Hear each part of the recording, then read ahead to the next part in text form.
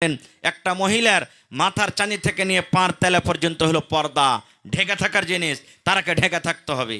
শুধু গা ঢেকে থাকলে হবে না, তাদের গলার আওয়াজ যেটা আছে আওয়াজটা হলো পর্দা। কিন্তু এক একটা মা খালা আছে, যায় যায় পড়াপড়িতে ওরে আল্লাহ যখন ঝগড়া শুরু করে দিবে মনে হয় ম্যাক ফেল হিজবার আগা দিকে, ম্যাকও পারবে না। ছেলে পিলাকে যখন মারবে লাঠিলে তাড়তে শুরু করবে, ছেলেটা দৌড়িয়ে মাকে মাকে করে চলে যাবে, আর পিছে থেকে করে আরে গোলামের বেটা গোলাম, মর্রে বেটা মোটা, ওই তোকে সারা সানা করে খাবো তো খাই না তুই। এই দেখেন এমন জোর জোর করে কথা কহিবে না গে মা, আপনাকে কি করতে হবে? পর্দা করে থাকতে হবে। আর একটা জিনিস বলি, এই যে মা খালারা এখন পর্দা করছে, সুবহানাল্লাহ, এত পাতলা ঝরঝরে কাপড় পিনছে রে ভাই, এটা পর্দা নয়। আল্লাহ রসুল বলেছেন এমন একটা টাইম আসবে, এমন একটা জামানা আসবে, এমন একটা সময় আসবে মহিলারা কাপড় পিন্দে থাকবে, কিন্তু এটা নামের কাপড় হবে, পর্দা কিন্তু হবে না, নামের কাপড় হবে। আজ দেখেন বাজারে চলে যান, আপনি রাস্তাঘাটে চলে যান, মেলাই মুসলমানের বাচ্চিরা বেটিরা প্যান্ট শার্ট টি শার্ট পিন্দা ঘুরে বেড়াইবে, এখানটা ওর নিয়ে গেলাও দিবে না বুকের উপরে, আর সব নকশা কিনতে চলে আসবে চোখের সামনে কোন জায়গাতে কি লুকিয়ে আছে, এরকম টাইট টাইট কাপড় পিনবে। শরীয়তে এটা হারাম, হারাম। মা খালারাকে দেখবেন ব্লাউজ যে পিনবে এখান থেকে একবারে, এখান থেকে একটা বেটা ছেলে শার্ট যখন সিলাইছে 1.5-2 মিটার কাপড় লাগছে নাকি, শার্টে কত কাপড় লাগছে? 2 মিটার কাপড় লাগছে, আর ওয়ার্ঘে 80 সেন্টিমিটারই হিচ্ছে ভাই, বুঝলেন, ওয়ার্ঘে 80 সেন্টিমিটারই হিচ্ছে। ওরে সুবহানাল্লাহ। এ আমার মায়েরা খালারা, ফুল ব্লাউজ সেলাইতে হবে আপনাকে, ফুল ব্লাউজ সিলান, আপনাকে 1.5 মিটার 2 মিটার কাপড় লেগে যাবে, আপনাকে কাপড় দিতে হবে আর সিলাইতে হবে। হ্যাঁ, হাফ ব্লাউজ গায়ে দেবেন আপনি কখন? যদি আপনার বাড়ি আলাদা থাকে। এটাকে আওয়াজ বন হয়ে গেল হে ভাই। যদি আপনার বাড়িতে অন্য কোনো দেওর নেই, ভাসুর নেই, শ্বশুর নেই, আপনার স্বামী একলাই আছে, তখন আপনি পিন্ধেন। কিংবা আপনার স্বামী যখন রাতের বেলাতে বাড়িতে ঘরে থাকবে ওর সামনে আপনি পিন্ধে থাকেন। এবং মা খালারাকে আরও একটা কথা বলি, স্বামী যখন বাড়িতে একলাই থাকবে কিনা তখন ওর সামনে যত পাতলা কাপড় পিনবেন মানা নেই, একটু একটু করে কাপড় গালা ফেলে থুইবেন আপনি। হয়তো ঘাড়খানটা একটু দম করে থুয়ে দিলেন, হয়তো বুকের কাপড়খানটা একটু হটিয়ে থুয়ে দিলেন, কিংবা হয়তো পেট থেকে একটু কাপড়খানটাকে হটিয়ে থুয়ে দিলেন, যেন আপনাকে দেখে আপনার স্বামীর যেন মনটা আপনার দিকে লুবে থাকে, আপনার দিকে শুধু টানটা থাকে।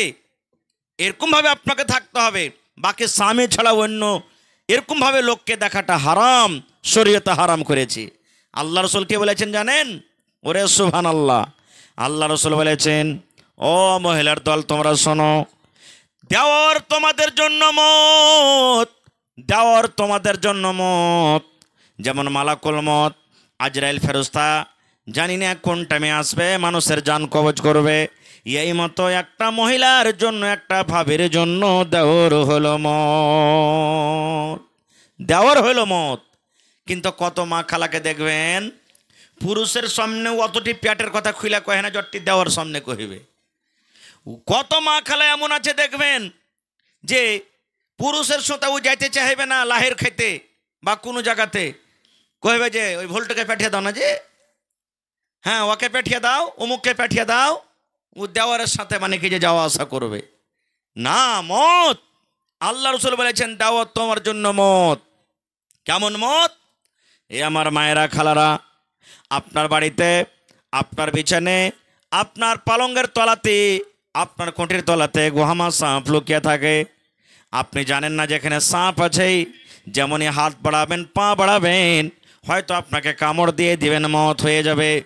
আল্লাহ রসুল বলেছেন এই মতো দেওয়ার তোমার মত, কোন টাইমে কখন তোমার উপরে হামলা করে দিবে, তোমার ইজ্জতের উপর আক্রমণ করে দিবে, তোমাকে শেষ করে দিবে, নষ্ট করে দিবে, বরবাদ করবে, তোমার ইমানটাকে নষ্ট করে দিবে, তুমি জানতে পারবে না। এই জন্য নবী বলেছেন দেওয়ার হলো তোমার জন্য মত, দেওয়ার হলো তোমার জন্য মত।